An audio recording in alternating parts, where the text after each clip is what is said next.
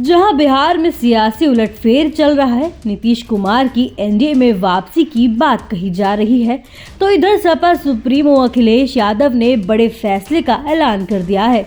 2024 लोकसभा चुनाव के लिए अखिलेश यादव ने सीट शेयरिंग की शुरुआत करते हुए नजर आए हैं। इंडिया गठबंधन को एक तरफ लोग ड्रामा भी बताते हैं, तो वहीं दूसरी ओर सीट शेयरिंग को लेकर आपस में खींचातानी भी जारी रहती है।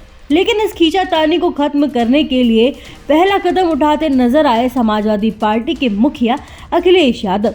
जी हां, अखिलेश यादव ने सोशल मीडिया प्लेटफॉर्म एक्स पर पोस्ट शेयर करते हुए लिखा, कांग्रेस के साथ 11 मजबूत सीटों से हमारे सौहार्दपूर्ण गठबंधन की अच्छी शुरुआत हो रही है। ये सिलसिला जीत के समीकरण के साथ और भी आगे बढ़ेगा।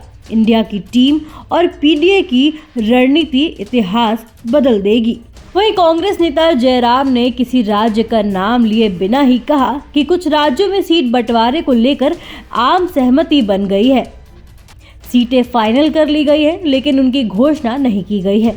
उन्होंने कहा कि घोषणा करने का जब सही समय होगा तब की जाएगी। कांग्रेस नेता जयराम रमेश ने पश्चिम बंगाल और बिहार में सीट शेयरिंग के मुद्दे को लेकर पूछे गए सवालों पर भी जवाब दिया।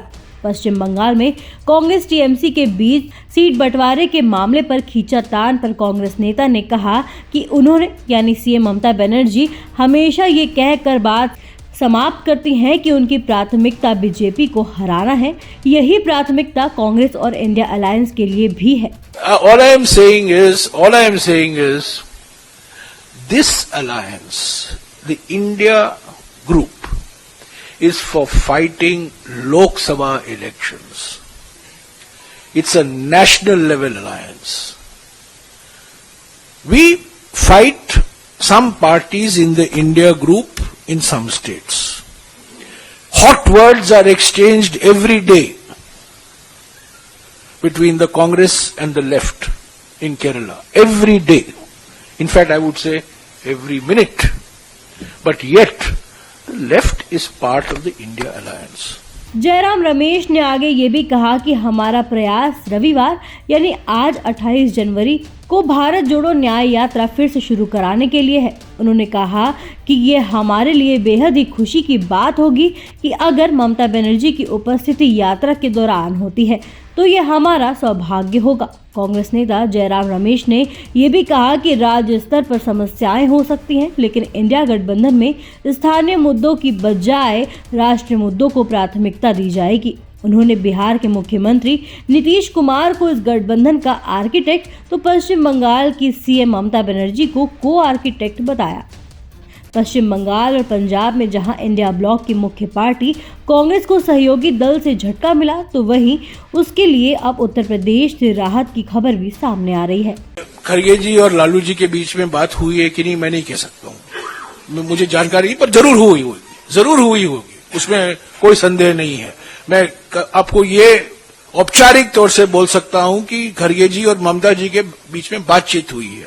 मैं ये भी औपचारिक तौर से आपको कह सकता हूं कि खड़गे जी ने प्रयास किया है बिहार के मुख्यमंत्री से बात करने के लिए, प्रयास किया है, ईमानदारी से प्रयास किया है, और एक बार नहीं 2-3 बार प्रयास किया। वहीं आपको बता दें, कांग्रेस प्रदेश नेतृत्व ने अखिलेश यादव के 11 सीटें देने के प्रस्ताव पर नाराजगी भी जताई है। प्रदेश के शीर्ष कांग्रेस नेतृत्व ने कहा कि ये अखिलेश यादव का एक तरफा यानी अपना फैसला है, जिससे वो सहमत नहीं है। कांग्रेस नेता जयराम रमेश ने अखिलेश यादव की पोस्ट पर प्रतिक्रिया दी है। उन्होंने कहा कि बातचीत अभी भी जारी है, तस्वीर साफ होने के बाद हम घोषणा कर सकेंगे।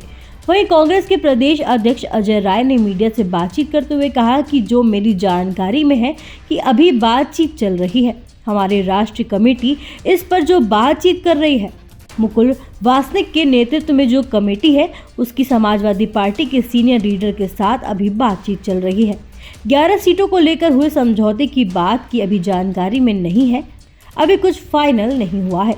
आपको बता दें, 2019 की लोकसभा चुनाव में उत्तर प्रदेश में सपा का कांग्रेस के साथ कोई औपचारिक गठबंधन नहीं था, लेकिन अखिलेश यादव के नेतृत्व वाली पार्टी ने रायबरेली और अमेठी सीटों पर कोई उम्मीदवार नहीं उतारा था, जहां कांग्रेस नेताओं सोनिया गांधी और उनके बेटे राहुल गांधी ने चुनाव लड़ा था।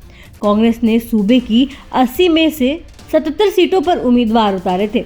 पार्टी ने 6.4% वोट शेयरिंग के साथ केवल एक सीट जीत सकी थी और 3 सीटों पर दूसरे स्थान पर रही। तब पार्टी के राष्ट्रीय अध्यक्ष राहुल गांधी अपनी सीट भी नहीं बचा पाए थे। सपा, कांग्रेस और आरएलडी तीनों ही दलों के अपने अपने दावे के समर्थन में अपने अपने तर्क हैं, लेकिन आंकड़े क्या कहते हैं इसकी चर्चा भी जरूरी है। साल 2019 के चुनाव की बात करें तो सपा, बसपा और आरएलडी से गठबंधन कर चुनाव मैदान में उतरी थी। सपा ने 37 और बसपा ने 38 सीटों पर उम्मीदवार उतारे थे। आरएलडी के हिस्से 3 सीटें आई थीं।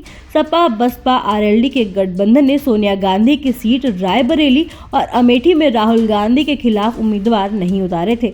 तब सपा में 18.1% वोट शेयर के साथ 37 में से 5 सीटें जीती थी और 31 सीटों पर पार्टी के उम्मीदवार दूसरे स्थान पर रहे थे। एक सीट पर पार्टी तीसरे स्थान पर रही थी। सपा को कुल 1,33,33,620 वोट मिले थे। ऐसे ही देश दुनिया की तमाम अपडेट्स के लिए देखते रहे समय डिजिटल। वीडियो को लाइक करें, दोस्तों के साथ शेयर करें और चैनल को सब्सक्राइब करना बिल्कुल ना भूलें।